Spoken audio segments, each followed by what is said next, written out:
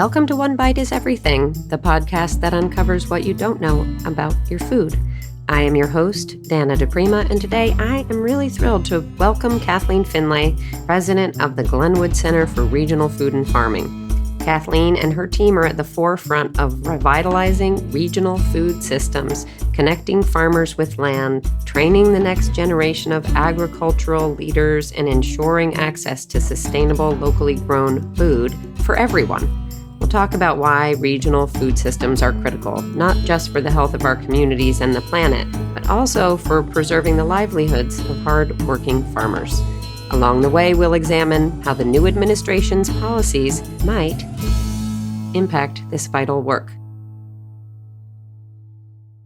I rarely categorize regional food in the same confusing list of regenerative, grass-fed, agroecological, sustainable, organic. It can be very confusing. Regional means just like a bioregion rather than a political region. So here in New York, for example, the food shed, the area that we tend to work with in the Hudson Valley is sort of centered on the food that's produced in relationship to the Hudson River. And we think of that as a bioregion. And so when we talk about regional food for New Yorkers who live, in New York City, up along the river through Albany, I think of that region as the Hudson Valley.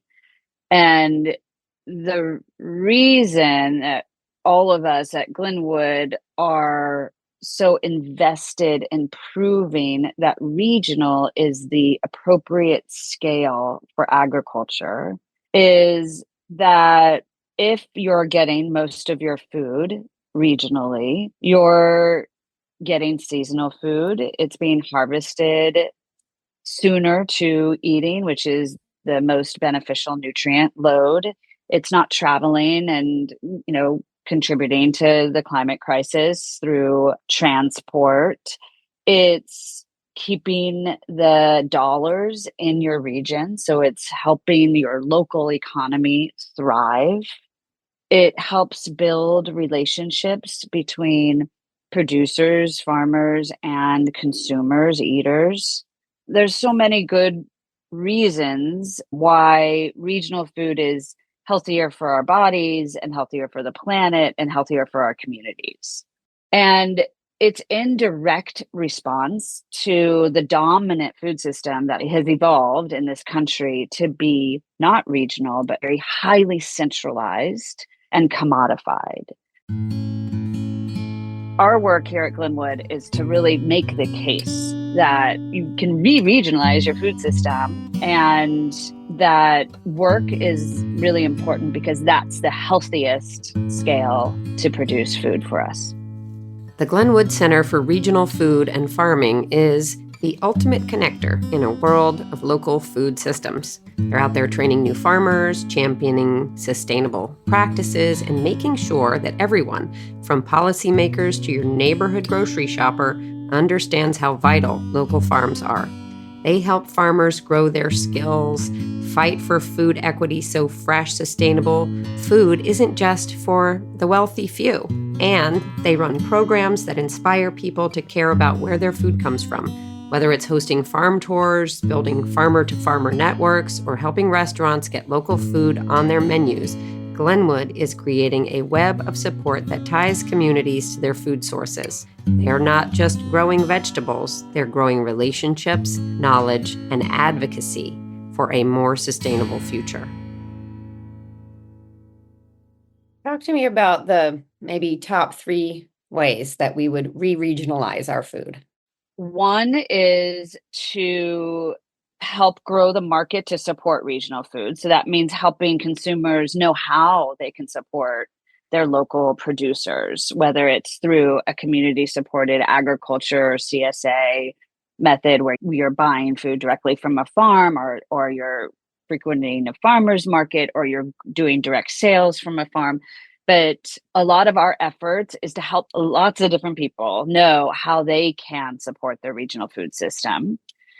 We also need to train future farmers. So we spend a lot of time resourcing first generation farmers to help them start businesses in our region. Farmers are aging out.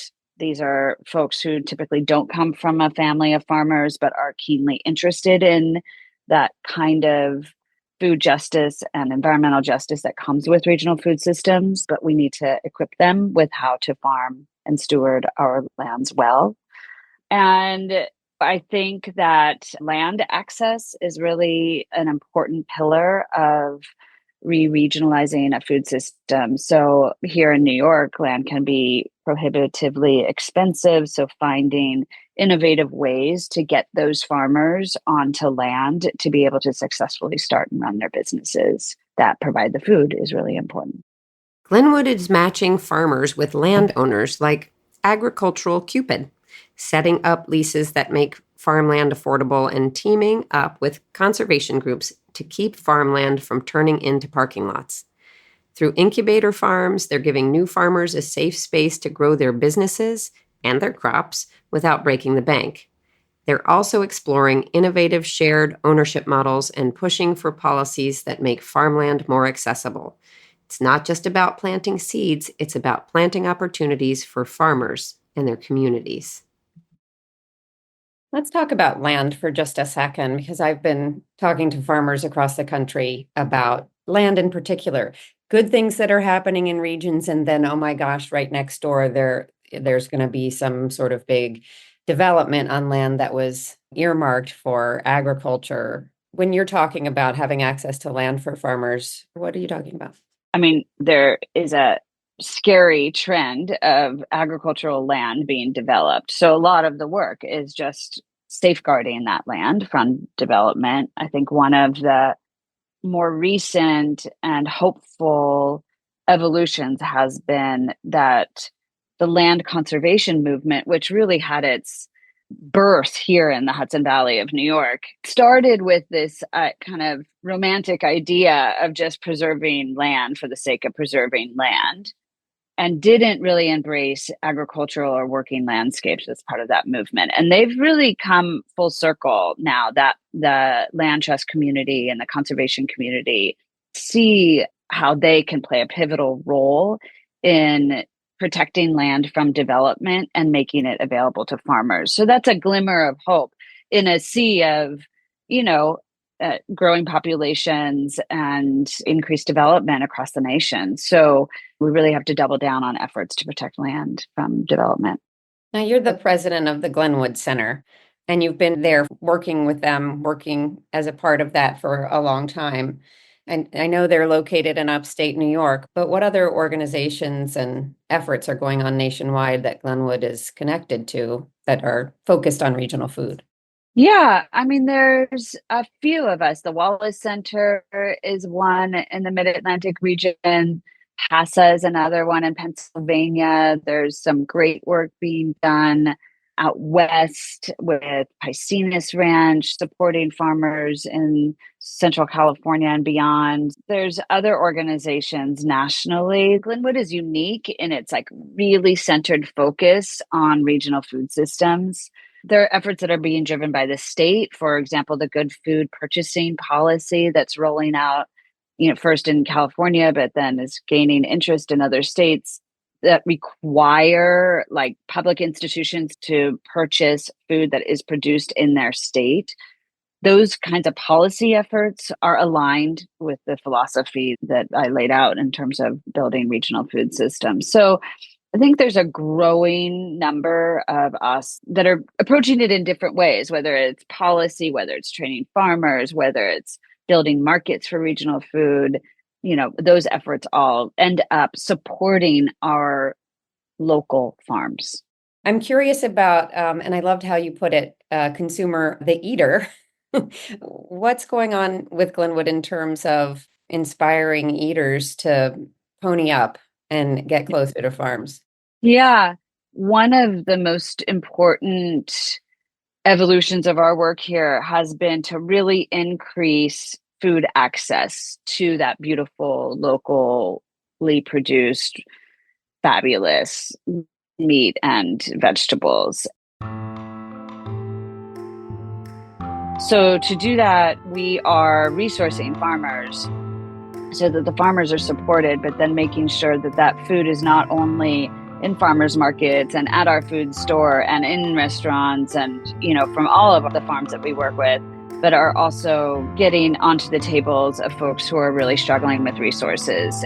So we pair farmers with hunger relief organizations like soup kitchens and food pantries and distribute that dignified, high quality food into those organizations on a weekly basis. And so that's one way that we're really committed to making sure that we're inspiring eaters. And the feedback from those programs is so heartening because a lot of times we're working with farmers who we're resourcing that are, for example, Latinx farmers who are getting food into neighborhoods in the city that are predominantly of that culture and growing culturally appropriate food.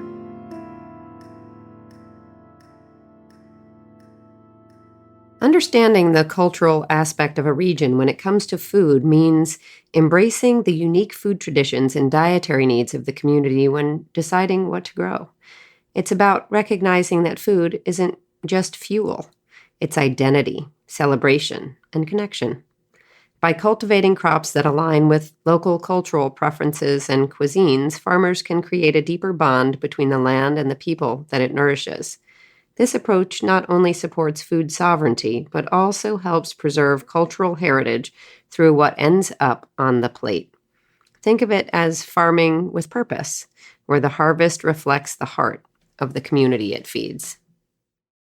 It's really kind of beautiful. And so to not think of, the type of food that we're encouraging, making sure that it's not only available to wealthy folks. And that's been really important. We also do a lot of work promoting community supported agriculture CSAs, because if you compare the cost one for one of everything you get in a CSA with going to a Stop and Shop or some big retail store, it's cheaper to have a CSA. The health benefits are through the roof because you're getting high quality seasonal produce, really diverse. And so even if you're paying retail, for a CSA, it's still pretty good value for your dollar. And it directly supports the farmers. So we are huge advocates of CSA and try to help eaters understand that they can absolutely figure out what to do with that turnip and that celery root and all the things, and it's fun. And that's probably the most fundamental way you can support a farmer locally. And then we do celebratory things, do farm dinners here where we try to make them really accessible and they're very communal. You bring your own beverage and sit around tables with your neighbors and share in the bounty of what's happening that season around us and meet folks and build community. And, why I love working in this sector is there's just so much love and joy and sharing food. So that's really seductive to folks. So if you can have that kind of experience that is really close to the production and the farmer and the eaters, bringing them together with good spirit, then I think that goes a long way to attract those folks to the kind of food system that we want to create here. Let's switch gears a little bit. I'm curious now that we have elected a new president and there is a cabinet of new folks coming that, have all been announced, whether it's from the Department of Agriculture or to the head of HHS. There's a lot of implications for food and farming and all of that. And I'm wondering what you think is coming that's good, what you think is coming that worries you, and how Glynwood operates within that environment. I mean, those are good questions, and it's hard to predict the future. But the morning after the election, I was overdue in my task of editing our annual impact report. And so I had to sit down with my cup of coffee and edit, which I was exhausted and, shaken. And it really was the best thing I ever could have done that morning, because I read about the work that we're doing and I realized that it is not agnostic of political leadership, but it operates independently of that leadership. And it's more important than ever that we really continue to work in our places toward the future that we want. And that work does not stop because there's a change in administration. So I'm inspired more than ever to do the work that we're doing. But I also share concerns about what might happen.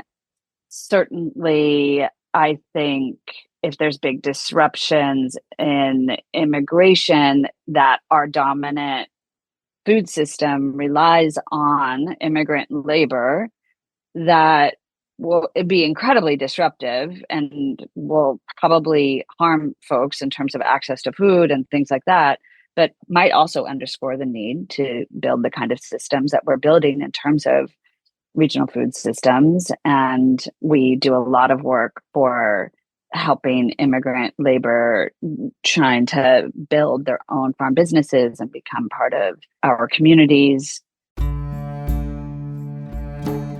I also think that the USDA, while it has been showing under this last administration some really positive signs in terms of resourcing the kinds of farmers that we work with, and especially some of the resources that have been supporting Black farmers, been so thrilled for those evolutions to start to happen, long overdue. And I can only imagine that those things are threatened now under this administration. And so that's a reality. So we just have to see what happens. And I would guess that the philanthropic sector or the nonprofit sector are going to be more important than ever, that we continue to resource those kinds of farmers. The USDA has recently introduced several initiatives that are proving beneficial, especially for Black farmers and those adopting regenerative agriculture practices. Key programs like the IRA Act and the Climate Smart Commodities Act are rolling out resources aimed at supporting sustainable farming methods. For example, funding is now available to help farmers overcome financial barriers to implementing regenerative practices on their land. This shift marks a significant step towards prioritizing ecological stewardship and creating more opportunities for beginning farmers, aligning well with the goals of organizations like Glynwood.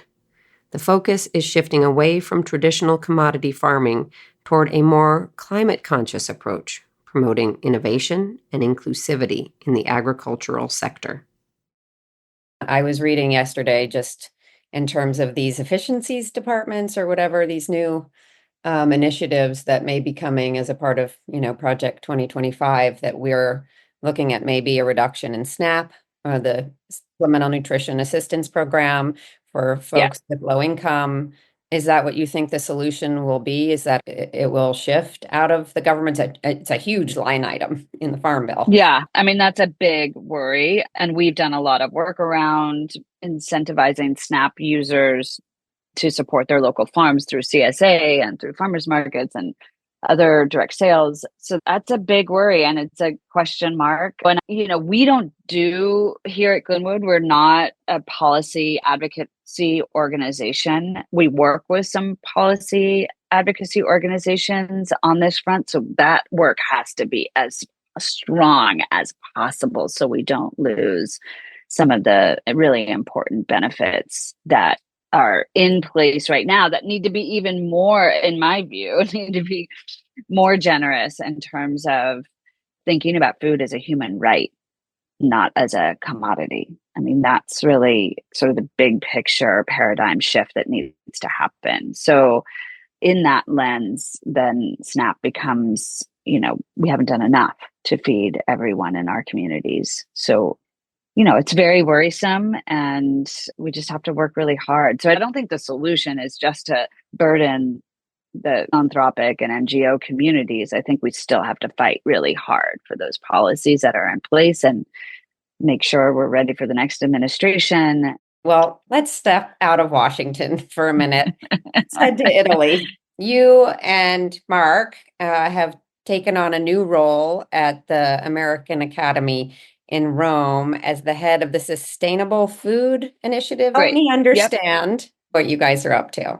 I mean, I was lucky enough to do a visiting scholarship at the American Academy a few years ago. And my goal with that was to really examine the regional food system around Rome because it's such a deeply embedded and uninterrupted, strong regional food system. So it's like Mecca for me, and so I wanted to experience it, learn about it, be inspired by it in order to bring home lessons here to the States. And that did happen. And in the course of that work, Alice Waters and Mona Talbot, two forces in the sustainable food movement, started a program at the Academy many years ago.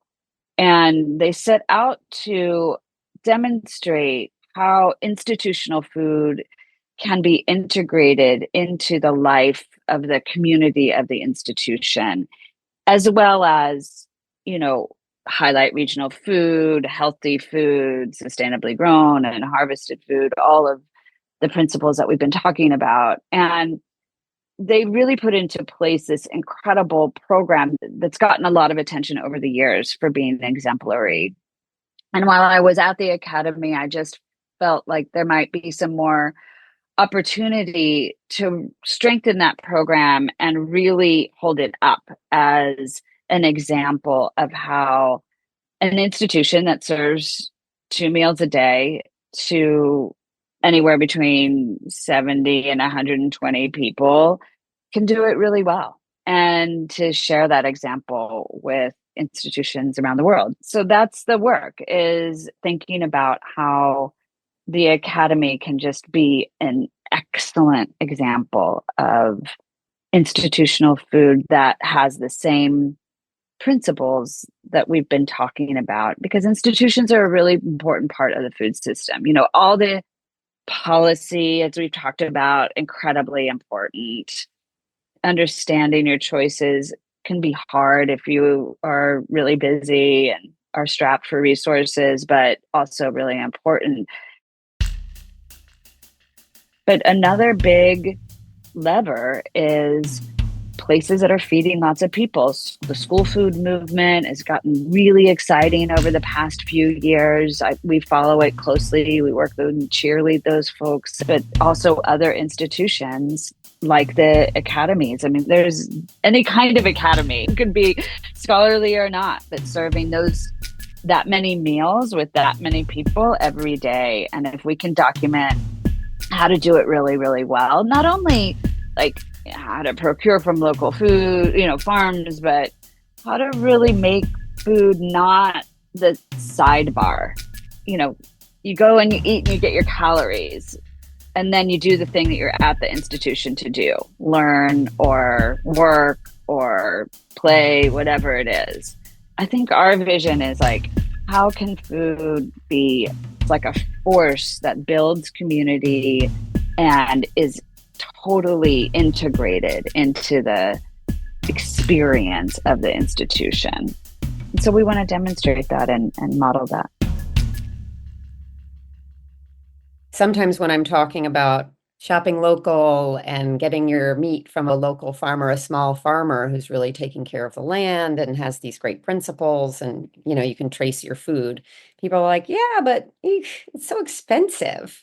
There's a whole conversation around the dollars, and I'm curious what you think, just institutionally, whether you're talking about going to college and going to the cafeteria, even restaurants, low end to high end, fast food to 3 Michelin stars.